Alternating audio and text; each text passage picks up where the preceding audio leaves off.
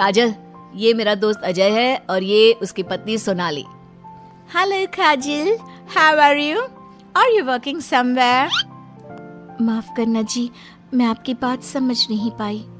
I am sorry, मैं बस ये पूछना चाह रही थी कि क्या तुम कहीं पर जॉब करती हो या हाउसवाइफ हो?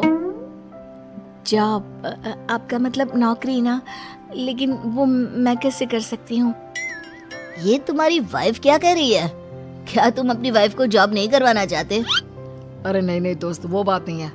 एक्चुअली काजल सिर्फ 9th पास है ना, इसलिए। Oh my God! Are you serious? Sumit, आज के जमाने में और सिर्फ 9th पास? आजकल तो गांव की लड़कियां भी कॉलेज की पढ़ाई पूरी करती है। काजल, क्यों पढ़ाई नहीं की तुमने? बस मेरे सामने कुछ ऐसी प्रॉब्लम थी जिसकी वजह से मैं पढ़ाई नहीं कर पाई जी। सुमित को अपने दोस्तों के सामने बहुत अजीब लगता है कि सब लोग इतने पढ़े लिखे हैं और उसकी बीवी सिर्फ 9th पास है। लेकिन वो काजल को बहुत पसंद करता था, इसलिए वो काजल से कुछ नहीं कहता।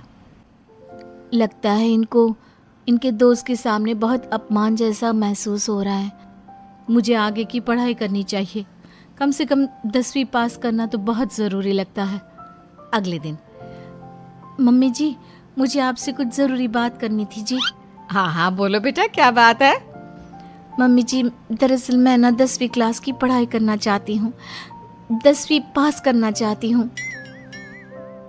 लेकिन बेटा, अब घर के इतने सारे काम, जिम्मेदारियों के बीच तुम 10वीं की पढ़ाई कैसे करोगी? पापा जी, मेरा बहुत मन है, प्लीज मना मत करिए ना जी। अरे ठीक है बेटा, जैसे तुम्हारी इच्छा। तुम 10वीं का फॉर्म भर दो। 1 महीने के बाद, मम्मी जी, मुझे 10वीं का एग्जाम देना था, लेकिन एक प्रॉब्लम है। अरे क्या हुआ बेटा, बताओ मुझे। मम्मी जी, मैं प्रेग्नेंट हूँ और ऐसी हालत में मुझसे पढ़ाई और काम दोनों चीजें नहीं हो पा रही है। अरे कोई बात नहीं बेटा, तुम अंदर कमरे में जाकर आराम करो, हम कुछ सोचते हैं। 1 सप्ताह के बाद, मम्मी, मैंने सोच लिया है कि काजल 10वीं पास करके ही रहेगी। मैंने अपनी कंपनी में 3 महीने की छुट्टी डाल दी है। अरे लेकिन क्यों बेटा, तुमने 3 महीने की छुट्टी क्यों डाल दी? एग्जाम तो काजल को देना है, तुम्हें नहीं। और तुम्हारे छुट्टी लेने से क्या होगा? पढ़ाई तो काजल को करनी है ना। देखो मम्मी, उसकी तबीयत और घर के काम, इन सब के चलते वो पढ़ाई नहीं कर पाती। तो अगले 3 महीने के लिए जो भी काम काजल करती है वो सब मैं करूंगा। अच्छा, तो तुम ये चाहते हो कि काजल सिर्फ और सिर्फ अपनी पढ़ाई पर ध्यान दे? बिल्कुल मम्मी, एक बार अगर अपनी बीवी की मदद नहीं की तो जिंदगी में फिर क्या किया। अगर हमारा बेटा अपनी बीवी के लिए इतना कुछ सोच सकता है तो हमें भी कुछ करना चाहिए। बात तो आपकी सही है। ठीक है बेटा, तू मेहनत करके काजल को पढ़ाने लिखाने का काम कर, घर की जिम्मेदारी मेरी। और देखो बेटा, रही बात तुम्हारी नौकरी से छुट्टी लेने की, तो कुछ दिन मैं अपनी दुकान पर जमकर काम करूंगा ताकि हमें पैसों की कोई परेशानी ना आए। ये हुई ना बात। आपके जैसे मम्मी पापा हो तो फिर डरने वाली कोई बात ही नहीं है। 3 महीने बाद काजल की एग्जाम भी हो जाती है और उसके रिजल्ट का दिन भी आ जाता है। अरे बेटा जल्दी देखो, हमारी बहू पास तो हो गई ना। अब हम सब ने मिलकर काजल की एग्जाम के लिए बहुत मेहनत की है बेटा। ये सिर्फ उसका नहीं, हम सबका रिजल्ट है।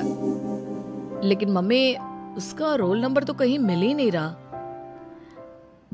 आप सबसे पहले 3rd डिवीजन और फिर 2nd डिवीजन में देखिएगा, क्योंकि इससे ज्यादा तो मैं कर भी नहीं सकती थी जी। अरे वही तो कर रहा हूँ काजल, तुम्हारा नाम तो 1st डिवीजन में भी नहीं है। अरे कहीं ऐसा तो नहीं ना कि हमारी बहू 10वीं में फेल हो गई? अरे ये तो बहुत गलत हुआ। हम सब ने तो उसका पूरे मन से साथ दिया था और मैंने तो 3 महीने के लिए अपनी नौकरी भी छोड़ दी थी। लगता है मेरी किस्मत में पास होना लिखा ही नहीं है जी। मुझे माफ कर दीजिए, मेरी वजह से आप सबको बहुत तकलीफ झेलनी पड़ी जी। तभी अचानक सुमित की नजर टॉप करने वाले स्टूडेंट्स की लिस्ट पर पड़ती है। अरे काजल, तुम्हारा नाम तो मेरिट की लिस्ट में है। देखो, यहाँ तुमने चेक ही नहीं किया। क्या बात कर रहे हो बेटा? हमारी बहू का 10वीं के मेरिट लिस्ट में नाम? अरे वाह वाह, ये तो बहुत खुशी की बात है भाई, हम सबकी मेहनत रंग लाई। अब देखना, मैं सारी दुनिया को बताऊंगा, मेरी बीवी 9th पास नहीं टॉपर है टॉपर।